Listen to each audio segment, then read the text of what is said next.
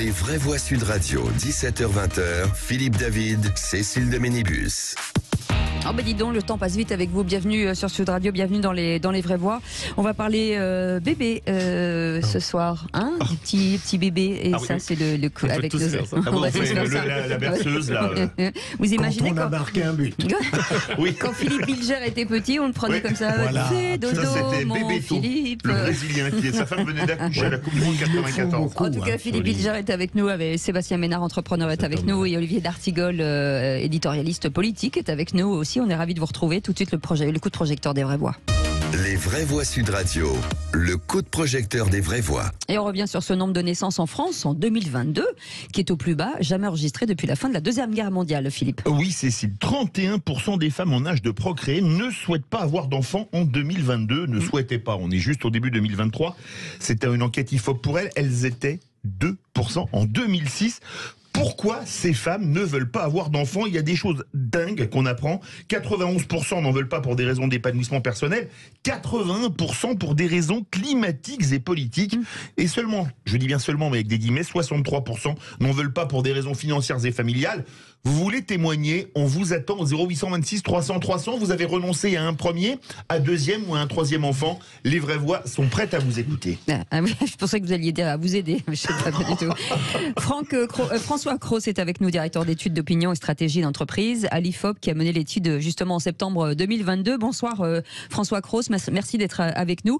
Juste Bonsoir. avant, un petit tour de table avec Philippe Bilger.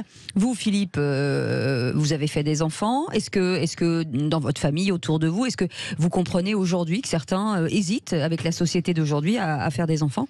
Je le comprends difficilement, mais en même temps, qui serais-je pour juger? Je veux dire, d'abord, j'élimine évidemment tous les couples qui ne peuvent pas physiquement avoir des enfants. Je voudrais pas offenser qui que ce soit. Sur le deuxième plan, il y a une infinité de gens, je m'en rends compte tous les jours, qui n'aiment pas les enfants. Oui. Je veux dire, qui n'éprouvent pas le besoin de procréer, alors qu'à mon sens... Qui n'ont pas l'instinct maternel ou paternel. Voilà, alors que c'est un pouvoir fabuleux qui nous est donné. Troisième élément, il y a une multitude de raisons, notamment financières, qui expliquent que des jeunes couples ou d'autres ne veulent pas procréer. Et au fond, il y a un mélange très étrange aujourd'hui. C'est à la fois un repli sur soi, un individualisme et en même temps une peur de l'avenir, voire le futurisme écologique. Les gens ont très peur pour plus tard et en même temps veulent avoir la paix tout de suite. Ouais, et donc ça peut expliquer pourquoi... il y a moins d'enfants aujourd'hui. Cette actualité nous fait retrouver les enjeux démographiques qui ont été ô combien mis de côté au cours des dernières années. On en a peu parlé au final. Et on n'en parle pas pour la réforme des retraites, alors que c'est un enjeu fondamental. Bien sûr, entre la part des cotisants et des retraités. J'ai été étonné en lisant les articles de voir l'âge moyen pour le premier enfant. L'âge des femmes pour leur premier enfant. L'âge moyen est à 31 ans aujourd'hui. C'est de plus en plus tard. Et pour être entouré de jeunes adultes, et pour en parler avec eux, avant qu'ils prennent cette décision, ils doivent passer par un sas qui va de 20 à 30 ans, où ils ont besoin de construire leur vie, de la sécuriser, je prends ce terme-là, c'est le premier qui me vient, et même de la sécuriser pas qu'économiquement, mais se sécuriser eux-mêmes dans leur projection, avant d'accéder à ce projet-là. Alors qu'il y a quelques années, la vie était peut-être apparaissait moins insécure et plus douce. Sébastien Ménard. Vous connaissez mon expression favorite? Non. La mère des imbéciles est toujours enceinte. Voilà, c'est une sentence latine en fait qui dit ça. Donc moi je n'accepte pas le pessimisme ambiant, je n'accepte pas l'individualisme tel qu'en parlait Philippe, je n'accepte pas l'égoïsme. Voilà. Donc dire que finalement, en ne faisant pas d'enfants, parce que j'entends un certain nombre d'amis trentenaires ou quadragénaires me dire on fait pas d'enfants parce que finalement c'est compliqué, on va aider la planète, on va alléger la planète. En fait, ils s'allègent la vie. En fait, c'est aussi ça la réalité. C'est que quand on creuse un petit peu, au premier vers c'est la planète, et puis au deuxième vers non mais en fait ça m'emmerde, j'ai envie de voyager, j'ai envie d'être tranquille, etc. etc. Donc voilà. Donc c'est pour ça que c'est ma sentence favorite finalement s'applique sur ce sujet. Et ça n'engage que moi. Oui, ça n'engage que vous. Simon est avec nous au 0826 300. Simon, ne bougez pas. François Cros, vous êtes directeur de cette étude d'opinion. Finalement, qu'est-ce qui revient le plus souvent sur le fait de ne pas avoir envie de faire d'enfants aujourd'hui? Je serais un peu d'accord avec l'intervenant précédent là, puisque notre enquête est la première qui a été faite sur le sujet depuis 15 ans. On avait des chiffres assez spectaculaires sur le nombre de femmes qui ne souhaitaient pas avoir d'enfants. On avait 30% des femmes en âge, en capacité de procréer, qui ne souhaitaient pas avoir d'enfants maintenant ou plus tard. C'était un chiffre qui était très largement supérieur, près de 20 points à ce qu'on observait dans le passé dans les enquêtes de l'INAED. Et ce qui sortait, au fait, c'est que si le non-désir d'enfant, c'est un phénomène qui est multicausal, elle montrait au fait que les motifs d'ordre éthique et politique, comme tout ce qui est éco-anxiété, insécurité, féminisme, surpopulation, au fait, arrivent loin derrière des logiques beaucoup plus individualistes. Et on voit que, tout comme ce qui retarde tout simplement l'échéance de la paternité chez les hommes, ce qui la retarde chez les femmes, c'est tout simplement l'idée que je pense à moi d'abord. Et on avait comme premier motif le sentiment qu'avoir un enfant n'est pas aujourd'hui indispensable à son épanouissement personnel, 50%. Le deuxième, l'envie de rester libre, ne pas avoir de responsabilité parentale, 48%. Et puis après, autour d'un tiers, on avait des éléments liés au climat, à la surpopulation, au risque aussi d'attentats, à l'immigration, les guerres, etc. Donc, entre ce qui est du politique et de l'individuel, il y a clairement quelque chose qui penche d'un côté. Mais tout ça aussi, moi, je suis responsable aussi du pôle genre, sexualité, santé sexuelle à l'IFOP, vous savez. Et dans nos enquêtes, on voit bien qu'il y a une prise de conscience féministe de plus en plus forte, notamment dans un pays comme la France, qui est beaucoup plus sécularisé, où les femmes travaillent beaucoup plus et où le féminisme est aussi assez puissant, on va dire, médiatiquement.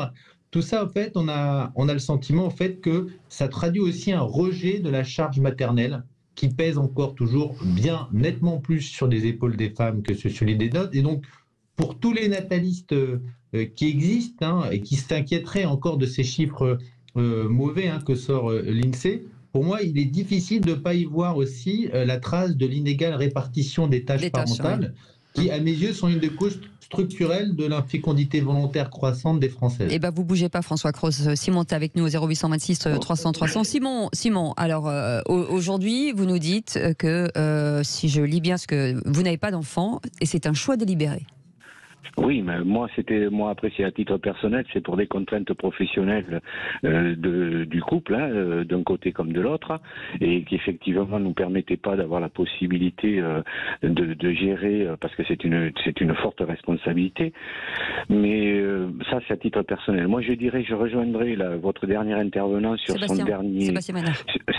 Sébastien, si je peux me permettre, sur la position du féminisme. Effectivement, vu les contraintes sociales qui amènent les femmes à vouloir avoir les mêmes responsabilités que les hommes, évidemment, il fallait qu'elles s'enlèvent la surcharge d'élever des enfants, parce qu'on reste encore sur une société très traditionnaliste, même si on a créé le congé parental pour les hommes et des choses comme ça. Donc, pour elles, ça peut être une barrière, ce qui fait que déjà, l'âge tardif du premier enfant, c'est d'abord s'installer professionnellement et assurer un avenir professionnel et en même temps pouvoir réussir dans cette profession qui sont souvent des professions, parce que maintenant évidemment ils suivent des cursus très longs où elles sont souvent plus brillantes que nous en général, et donc elles veulent pouvoir pérenniser cet acquis et pouvoir réussir dans leur vie professionnelle. Simon, je peux vous poser une question, vous n'êtes pas obligé de répondre. Est-ce que vous regrettez aujourd'hui? Nullement. Nullement, pour la bonne et simple raison, c'est que quand on voit les difficultés, l'ascenseur social qui n'existe plus, je veux dire qu'il y a encore une génération récente des années 80, il y avait encore une possibilité pour des familles modestes de faire réussir leurs enfants des études et pouvoir avoir une profession souvent meilleure que leurs parents. Actuellement, c'est complètement bouché. Il n'y a aucune possibilité. Donc, de ce fait, je dirais, et puis je vois autour de moi les gens gens qui en ont et qui se créent beaucoup d'angoisse et de soucis pour l'avenir de leurs enfants. Et c'est pas une question ni d'écologie ni quoi que ce soit, c'est une question, je veux dire, de pouvoir leur permettre d'avoir au minimum maintenant la même vie que la leur. Ouais, il y a des pères de famille qui veulent vous répondre, Simon. Philippe Bilger. J'ai été très intéressé par les explications de François Cros et il y en a une que je trouve très juste parce que je l'ai vécu. On peut aimer passionnément les enfants et en même temps, si je faisais partie de la génération qui naturellement considérait que l'éducation des enfants, notamment dans sa matérialité, doit être partagée équitablement entre la mère et le père, je ne suis pas sûr que j'aurais eu des enfants, enfin de ce nombre-là. Ouais. Et donc je trouve que c'est une explication qui montre bien pourquoi il y a des différences très nettes aujourd'hui par rapport à hier. Sébastien Ménard. Sur la peur, Victor Hugo disait que avoir des enfants, c'est de fait avoir peur de les perdre, avoir peur que ça n'aille pas bien, avoir peur qu'ils soient malheureux, qu'ils ne réussissent pas, etc. Pour répondre à Simon, moi qui suis doublement papa, c'est évidemment qu'on a peur quand on est parent, donc évidemment qu'on se pose plein de questions, mais ça nous renvoie quand même une montagne, Philippe, Monsieur d'Artigol, Monsieur Philippe David, une montagne de bonheur. Voilà. Oui. Et vos appels 0800 26 300 300, si vous voulez réagir, vous le pouvez. Jean-Michel est avec nous, je crois. Bonsoir Jean-Michel. Bonsoir. Oui, bonsoir. Bienvenue bonsoir. Sur Sud Radio, vous nous appelez de Marseille. Et vous, d'abord, est-ce que vous êtes plutôt de pencher de quel côté? Est-ce que vous avez des enfants? Est-ce que vous n'en avez pas? En fait, je suis pour les enfants, mais aujourd'hui, la difficulté qu'il y a, moi j'ai un enfant de 3 ans. Oui. Ma femme voudrait en faire, on voudrait encore un. Les difficultés aussi, c'est par rapport au travail. C'est-à-dire pour le garder, pour aller le chercher à l'école, c'est pas compatible avec le travail. Il y en a beaucoup qui ça bloque et qui refusent à cause de ça. Ça c'est vrai. C'est pas trop compatible parce que comme vous n'avez pas les beaux-parents qui peuvent s'en occuper, aller chercher, etc. C'est un peu difficile aujourd'hui.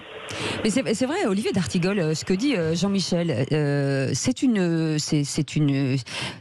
une charge forcément les enfants et on fait des enfants pour qu'ils soient heureux aussi. Si notre condition aujourd'hui de père de famille ou de mère de famille fait que ce qu'on a mis en place n'est pas suffisamment serein pour faire naître un enfant, c'est plutôt raisonnable aussi. Totalement, c'est-à-dire si la situation. Et ce que disait Jean-Michel, c'est aussi la politique familiale pour l'aide à l'accueil des enfants. Dire quelque chose. C'est tout à fait normal de se dire que si les conditions sont pas réunies, c'est pas possible. Et surtout, parce que être égoïste dans un sens, mais pas dans l'autre non plus. Quand bien même elle serait réunie, est-ce qu'elle serait maintenue dans les années qui arrivent? Bien sûr. C'est-à-dire la peur du lendemain. C'est très vrai. L'angoisse, elle est réelle pour tous. Quand je parlais tout à l'heure de quelque chose d'insécure, c'est cette situation-là. Et puis, pour moi, connaître des jeunes parents. Je vais dire quelque chose qui va peut-être faire bondir, oui. Je ne veux pas dire que c'est l'individualisme, mais les couples fonctionnent différemment qu'il y a quelques années aussi. Bien sûr. C'est-à-dire que il y a aussi beaucoup. On reste moins longtemps ensemble déjà aussi. C'est important. C'est ce que j'avais à l'esprit. Il y a tout ça qui est très chamboulé. Et je connais par ailleurs des jeunes parents très heureux par rapport à la dimension qu'a donnée Sébastien et qui est une dimension aussi très importante. Un enfant qui arrive, c'est en effet merveilleux, d'une intensité folle. François Cros, est-ce qu'on pourrait inverser la tendance sur la dénatalité? On a quand même bien laissé tomber la politique familiale qui a quand même permis de bien soutenir la natalité, surtout sous François Hollande, qui a bien soutenu la natalité en France. Bêtise. Alors le problème de la politique familiale, c'est que c'est un levier financier, essentiellement via les impôts et puis d'autres types d'aides diverses et variées. Alors l'idée, c'est que nous, quand on regarde les freins des motifs du non-désir d'enfant, le manque de moyens financiers pour subvenir à ses besoins, c'est le 10e. Donc c'est loin derrière, c'est cité par 30% des femmes qui ne souhaitent pas avoir d'enfants. Donc je ne dis pas que ça joue beaucoup, notamment chez des personnes de catégorie populaire qui ont des revenus relativement limités, voire très modestes. c'est des personnes en situation précaire. Mais on voit bien que globalement, on est quand même plus sur des questions liées à la liberté individuelle. Hein. On a une volonté, on va dire, de faire famille qui est de plus en plus faible et qui, comme je vous le disais, est souvent liée soit à des questions éthiques, en tout cas c'est tel que c'est exprimé, soit plutôt à des craintes comme la volonté de ne pas vivre des effets d'une grossesse sur son corps, le désir de pouvoir privilégier sa vie sociale, et je vous disais encore, l'envie de rester libre et de ne pas avoir de responsabilité parentale. Oui. C'est des facteurs beaucoup plus sur lesquels il sera quand même plus difficile de jouer tant qu'il n'y a pas une révolution culturelle qui donne le sentiment aux femmes qu'elles ne vont pas avoir l'essentiel de la charge maternelle. Et bon, une certaine souhaite bien sûr avoir aussi des carrières professionnelles et parfois c'est souvent difficile avec un enfant. Merci beaucoup François Cros d'avoir été avec nous pour cet éclairage, directeur d'opinion, d'études d'opinion, stratégie d'entreprise à l'IFOP qui a mené l'étude justement sur cette natalité en septembre 2022. Merci beaucoup Simon et merci beaucoup Jean-Michel en tout cas d'avoir évoqué votre vie personnelle. On reste ensemble, on est ensemble jusqu'à 19h avec Philippe Bilger, avec Sébastien Ménard et avec Olivier d'Artigol. Et dans Artigol, il y a rigole, ça tombe bien. On n'a pas fini. À tout de suite.